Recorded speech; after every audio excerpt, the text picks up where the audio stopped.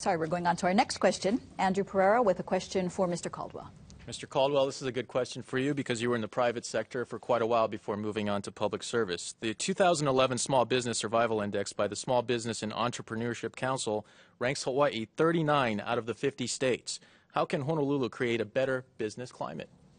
One, by having a mayor that says we're open for all businesses of all sizes from wherever they come, that we are a city with a pro-business platform. How do we do that? One, I would wire this city high-speed internet, like we do in Seoul, like we do in Tokyo, and we do in other cities throughout this country. It's something you hear from businesses. It would make a huge difference. The other thing, as I already talked about, is doing a better job of getting our permits out. Businesses come to town. Time is money. Permits take too long. They lose money. How can we do a better job? I know we can do a better job. I have ideas on how to do it. Started to work on it before I left. I want to get back there to complete this. Finally, I think one thing that is really incredible news is the fact that because of all the federal money at Pearl Harbor, we have a lot of high-tech military companies here paying great paying jobs for our children, so they don't have to go to the mainland for these jobs. How can we go to them and say, we welcome you here? What else can we do for the type of business you have? They have unique needs that I think the city can help address. Those are just some of the things to make us a lot more pro-business here in Honolulu. All right, Mr. Carlisle, 1 minute. Well, you always have to go with what your strong point is, and obviously our strong point is tourism. So we need to make sure that there are the appropriate load levels on all of the planes. And we need to increase and improve the opportunity for people to fly here if they want to. We've seen a couple of very interesting progressions on that with the flight that goes now directly to New York. There was Asiana, which I'm not thinking I'm pronouncing that was just here the other day. And I jokingly said to them, please bring more of your people here and bring all of their money with you. And happily, they all laughed and smiled and clapped. The answer is people want to come here, and so we should take advantage of that. The other thing we need to do is to give the military its credit for being one of our business partners. The closer ties we have with the military, the more things we can get accomplished each other and what's going to help us. And frankly, you're going to find out that the rail system will help the military, not only with the people who are coming here, but the people who are on base as well. Not even the people who are, coming to work at Pearl Harbor, but the people who are on base as well. That information, I hope, will be made available for you in a little short while. Red light. Thank you. Mr. Cayetano, 1 minute. Well, a good start would be to upgrade the basic infrastructure. Sewers and the water system. Water system, you have a water main break nearly every day, 350 times at least a year. Sewer system, far, far behind. You can't develop or build a new home in Pearl City, the Pearl City area, because there's a 5-year moratorium. You can't even put in an addition to your old home if you have additional people living with you. This is not only the Pearl City Halawa area, it's also the case in Moilili, Makali. It's in many, many places throughout the city. If you don't have an upgraded sewer system, you can't develop. And we don't have one right now. And it's basically because the last 3 administrations have neglected that particular issue. All right, thank you very much, Mr. Cayetano. We have a question for Mr. Carlisle from Catherine Cruz. It's a rail-related question. The State Historic Preservation Office is in danger of a takeover by the National Park Service because burial sites could be disturbed during rail construction. Do you support the city funding archaeological staff to make sure there is no delay in dealing with unearthed EV? I think we have to worry about that, and I think we've taken all of the correct procedures. We've gone a forehead and taken looks not only at what's in the area that we're developing now, but further down the rail line. And so far, everything has worked out just fine. But we can't rely on that perpetually. We have to make sure that we have the type of federal assistance and help that will allow us to get through those problems and work through them.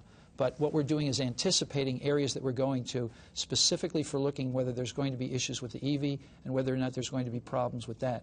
Now, in terms of the park system, we would have to work with them the same way that we work with the Federal Transit Authority, the same way that we work with the people who are there now, with the Hawaii people. And so far, everything has worked out very successfully. And we do not and cannot afford to slow this down. And fortunately, the area that we're starting in right now doesn't seem to have any problems with that so far at all. So in the long run, it's my opinion that we will be able to work these through with our federal partners, who will also, I'm sure, be talking at the same time with congressional delegates, Senator Inouye, the rest of our congressional cadre in Washington, D.C., who are all firmly in support of the rail line. So I think that we will be able to do that, and I think Senator Inouye carries a rather large stick in the nation's capital, and I'm sure he could be called upon to help. All right, thank you. Mr. Cayetano, you have 1 minute. Well, that stick might not be big enough to, affect the court, because there's a lawsuit right now.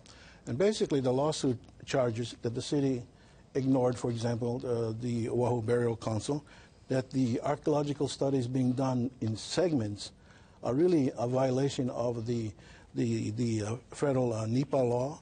Those things are going to be, I think, resolved in August when the case is heard. But the way this project has been managed is a total disrespect to the culture of our people here. See, my time ran out. Okay. No, that was the 30-second mark, so you still have a little time. Okay. Well, I think I made my point. Okay, thank you very much, Mr. Cayetano. Mr. Caldwell, 1 minute. You know, respecting the iwi kupuna is, we need to do that first and foremost, always. And we got to follow the proper protocols every step of the way. Your question goes to the problems with SHPD, which is the State Historic Preservation Office. It's been an ongoing problem now for maybe 5 to 10 years, really. It still has not been resolved. It is a state office. I believe that Governor Abercrombie is addressing the issue now, trying to get his hands around what the problem is, and getting it back on the firm footing, so they can not only address issues iwi kupuna for rail, but iwi kupuna throughout this entire state. It is a huge problem, and as a mayor, I'll work really closely to show total and absolute respect to the ancestors of our native Hawaiian people, particularly in Kaka'aka, where rail is going. All right, thank you, gentlemen. Now we have a question from Chad Blair for Mr. Cayetano. Mr. Cayetano, what do you admire most about your two opponents? I admire Peter Carlisle's honesty. I think that he has, in all the forums that I've been with him, if he made a mistake, he'll tell you. Now, as for Kirk, let me quote President Eisenhower when he was asked to say something nice about Richard Nixon. He said, "Would you give me a week?" Just kidding. No problem. No problem. All right, thank you, Mr. Cayetano. Mr. Caldwell. I admire Ben Cayetano's hair. I wish I had as much as he did. And nice and thick, green. He looks very handsome. Thank you. With Peter, I admire the fact that he's trying as hard as he can to keep his surfing up. I think we go at different times. I'm out there when he's not out there, and I've now taken up stand-up paddleboarding, but I understand he's out there trying. And I admire that. All right, thank you, Mr. Caldwell. Mr. Carlisle. You know, I got to say that Ben and I have been friends for years, and we're continuing to be friends through these gunslinger times, and it's because of exactly what he said. I'll speak my mind to him, he'll speak my mind to me, and when it came to the rail system, we couldn't agree with each other less, and when it came to prosecutors and defense attorneys, we couldn't have disagreed more often than we did, but we can always count on each other to tell us essentially something that we believe. With Kirk, I think he did an admirable job in the legislature. I think that was his forte, and I think he was respected doing that. And I think that that's something that he should be very proud of, and other people can be proud of his actions there as well. All right, thank you so much, gentlemen. We have time now for another break, and when we come back, the final round as the candidates ask each other questions once again. We'll be right back.